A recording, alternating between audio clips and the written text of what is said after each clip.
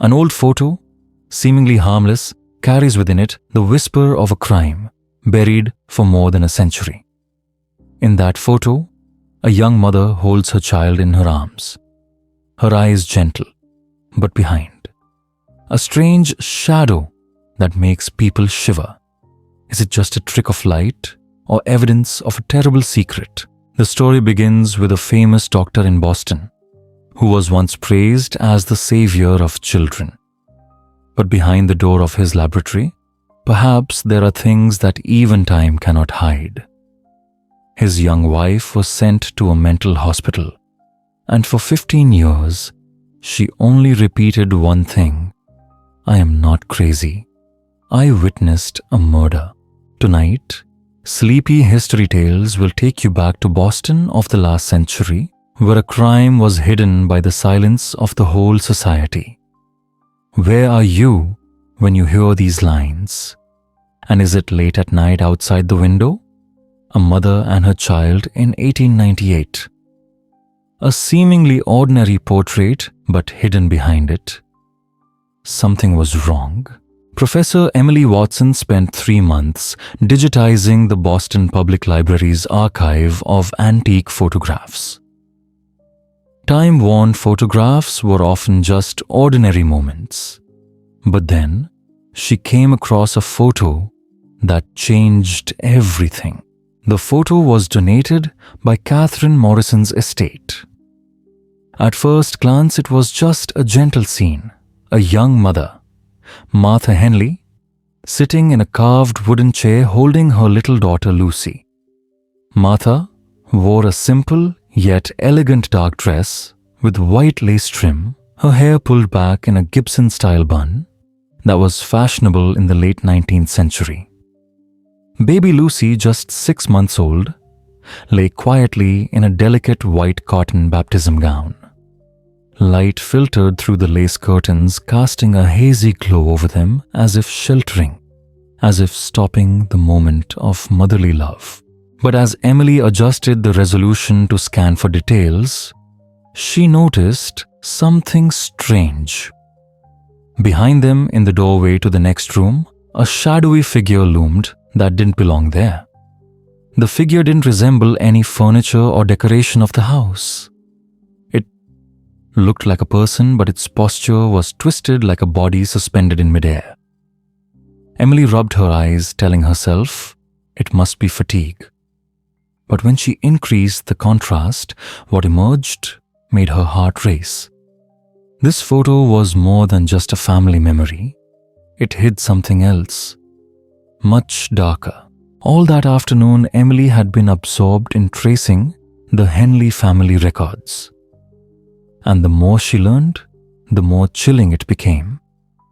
Martha Henley, born Martha Patterson, was the wife of Dr. Edmund Henley, a prominent figure in Boston's upper-class society in the late 19th century. The family lived in a large house on Marlborough Street, one of the city's most exclusive addresses. Edmund was described in the press as a paragon of success and virtue, a doctor to the wealthy, a member of the Massachusetts Medical Society, a devout member of Trinity Church, and a benefactor to Boston Children's Hospital. Martha was also praised as a model wife and mother, a compassionate woman who regularly helped orphans and immigrant families. But as Emily dug deeper, the records began to get strange. The photograph was taken in 1898. The birth certificate confirmed Lucy Henley's birth in February of that year. But after that, there was no trace of the child. No death certificate, no post-infant baptism, not a single mention of Lucy in any family documents. It was as if the child had never existed after the photograph was taken. And then an even more chilling detail emerged. In early 1899, Martha was taken by her husband to McLean Hospital in Belmont. The reasons listed in the medical records: severe depression and nervous exhaustion. But was it the truth? Or was it just a curtain to hide a bigger secret? The hospital admission papers, signed by Dr. Edmund Henley, revealed something strange. He claimed that his wife had become increasingly unstable, often having violent fits of anger, especially after the tragic loss of their little girl. But what Emily could not understand was that there was no official record of Lucy's death. It was as if after that photograph, the child had disappeared from all trace of history. Evening fell in the archives. Emily was still sitting in front of the screen looking into Martha's gentle eyes as she held Lucy. And in the dimly lit doorway behind them, what secret had been hidden for more than a century? The next morning, Emily sought out Dr. James Richmond of Harvard Medical School, an expert in medical history. She needed to know more about Dr. Edmund Henley and the real reason Martha had been committed to a mental hospital. "I've never seen anyone request records that old for a criminal investigation," Richmond remarked. "I'm not sure it's a criminal case," Emily said, her voice cautious. "But there are so many irregularities in this family's record. The mother was hospitalized for the loss of her child, but there was no evidence that the child had died."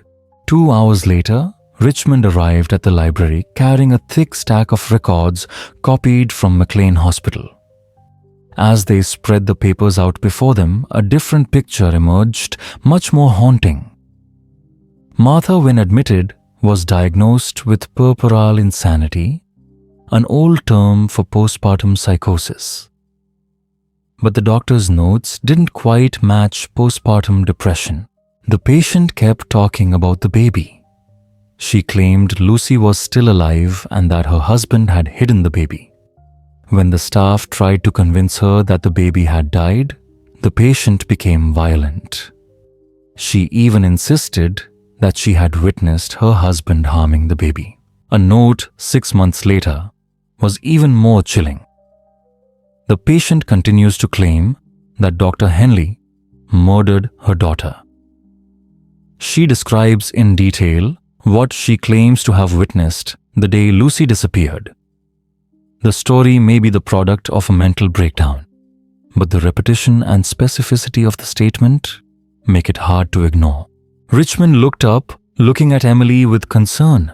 If these lines are accurate, Martha is suffering more than just the loss of her child. She is accusing her husband of murder. Emily's heart sank.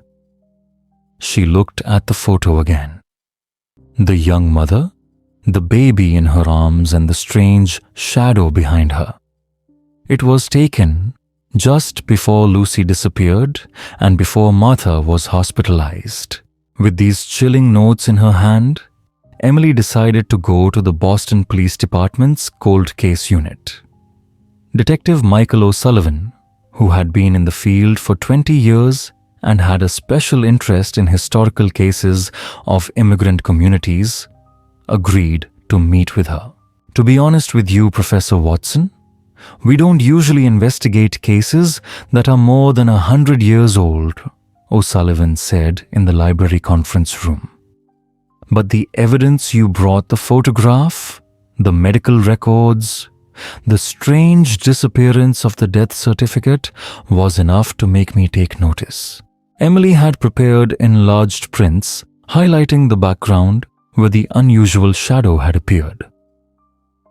The detective peered through the magnifying glass. His face grew solemn. "You're right. That shadow, the proportions, the posture, it looked like a small body." And compared to Martha's accusation, he immediately called in Officer Lisa Chen, a forensic image processing expert. Using advanced software, Lisa began to illuminate the shadows that Emily had not yet been able to see with the library's basic equipment. As the photo appeared in greater detail, the room fell silent. The shadow was no longer vague. It was clearly the shape of a baby, and the way that little body was placed hung lifeless. Emily was silent, realizing the photo that seemed to only preserve maternal love might have buried evidence of a crime. What they found in the hospital records was terrifying. It was a consistent, detailed account that showed Dr. Edmund Henley not only as a father but also as a man obsessed with medicine to the point of letting his humanity be overshadowed by his own, according to Dr. Samuel Adams of McLean. Martha once said during an interrogation Lucy was born with a small cleft in the roof of her mouth. It was not dangerous, just a slight defect. But Edmund would not accept it. He was obsessed with fixing it, with making her perfect. Martha begged her husband to let their daughter be as God intended. But Edmund was cold for him. The duty of a physician was to heal. In the house on Marlborough Street, he had turned a spare room into his private laboratory, a secret operating room that Martha was forbidden to enter. And then, on the day Lucy disappeared, Martha heard a piercing cry. She broke down the door, and the scene haunted her for the rest of her life. Lucy lay motionless, tiny, on the operating table. Edmund stood beside her, still holding the instruments. The operation had failed. Martha cried. Edmund turned to her, shouting that she was too ignorant to understand his great work. Martha's account would send shivers down anyone's spine. Edmund forced his wife to pose for a photograph with another child, the patient's child, to make it appear that Lucy was still alive. Meanwhile, little Lucy's body was placed in an adjacent room as evidence of the medical experiment Edmund had recorded. Martha remembered her husband's words, "You must never tell. If you tell, I will lock you in an asylum." Who would believe a crazy woman over a famous doctor? Emily trembled as she read this. It turned out that all along Martha had been telling the truth. Dr. Henley had killed his daughter in the name of medicine, and when Martha tried to report him, he had made his own wife crazy to silence her. But the story didn't end there. As the investigation deepened, Detective O'Sullivan and his team discovered that this was more than just a single crime. Behind Edmund lay a web of cover-ups. The wealthy families he served, the names of Boston's greats, were complicit. In the banks and private correspondence, they found evidence, large sums of money paid to Edmund in exchange for the promise of corrective surgeries for their children. And when those surgeries ended in tragedy, the families chose to remain silent. To maintain their honor, they conspired to fabricate papers concealing the deaths of their children. Their names still echoed: the Adams of Beacon Hill, the Cabots of Back Bay, the Lowells of Brookline. They had all lost children to Edmund Henley. But no one spoke up. A conspiracy of silence. Emily whispered a complicity for the sake of dignity in exchange for justice for the children who had died. And Martha, her fate was sealed quickly. Her placement at McLean was sponsored by Dr. Charles Putnam, a well-known psychiatrist in the upper class. His notes show that he never seriously investigated Martha's allegations. He simply dismissed them as the delusions of a mother mad with grief over her loss. But the truth eventually emerged. Putnam had received generous donations to McLean from the very families whose children had died at Edmund's hands. A clear financial connection, an undeniable conflict of interest. And with it, the traces of a much darker conspiracy. The photograph, Detective O'Sullivan realized, was more than just a family keepsake. It was like insurance, a piece of evidence Dr. Henley wanted to preserve to prove to wealthy families that his procedures had scientific merit. By photographing a healthy baby and the aftermath of Lucy's operation side by side, he believed he had created medical proof Henley was more than just a murderer. O'Sullivan concluded he ran an operation based on an upper-class obsession, the desire for perfect children. And when his experiments failed, Boston's upper class conspired to cover them up. The investigation into Martha's time at McLean was truly harrowing. Records show that she spent 15 years in the hospital from 1899 until her death in 1914. Throughout her life, Martha never stopped insisting that her husband had murdered Lucy, that she had been wrongly imprisoned to keep her quiet. Dr. Adams's notes over the years describe a gradual deterioration in her mental state. But the core testimony remained unchanged. The patient still clings to the events of 1898, he wrote in 1905. Although her memory of many other things has become impaired, her recollection of that night is unusually sharp. Emily found dozens of letters Martha had written while imprisoned. Letters to the sheriff, the mayor, the prosecutor, even the governor of Massachusetts. All were desperate pleas. "I am not mad," Martha wrote in 1902. "I am imprisoned because I saw my husband kill our daughter." The photograph he took that day, if you find it and examine it closely, will show that I am telling the truth. The innocent child is dead, and I am condemned to live with the memory of her last moments. None of the letters were answered. In early 20th century Boston, the word of a woman locked in an insane asylum was no match for the reputation of a respected doctor and the powerful family network that protected him. And most tragically, Martha died just months before a new law in Massachusetts gave women who were involuntarily hospitalized the right to reconsider. Had she lived longer, would her fate have been different? Meanwhile, Edmund Henley continued practicing as if nothing had happened. Massachusetts General Records show that he was even promoted to Chief of Pediatric Surgery in 1903, just 4 years after his own daughter's death. He continued his experiments, taking greater care to conceal his failures. The powerful families who had lost children to him remained silent-bound by their own complicity.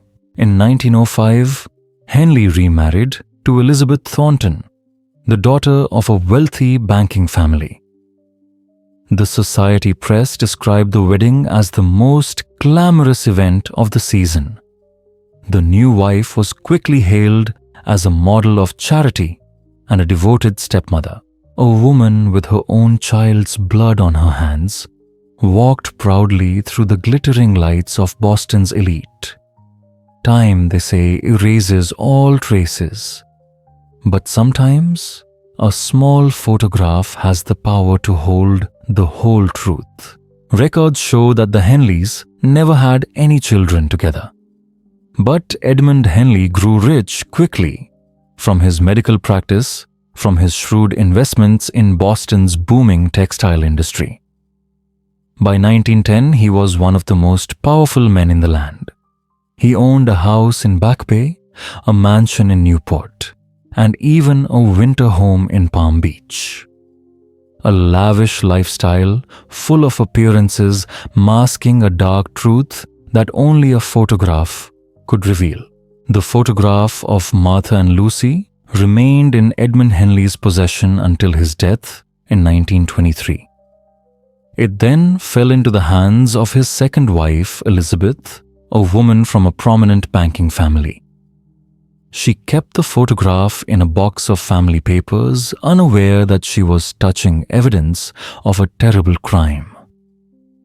It wasn't until Elizabeth died in 1956 that the photo passed through the hands of many generations, and was finally donated to the Boston Public Library as an old family photo. For more than 60 years, that evidence just lay quietly in an attic somewhere while Martha died with injustice. Emily said bitterly, if Martha had lived just a few more years, if that society had listened to women, if only one authority had opened their eyes to investigate. But no. Martha died in silence while Edmund Henley lived a long, glorious life protected by those in power.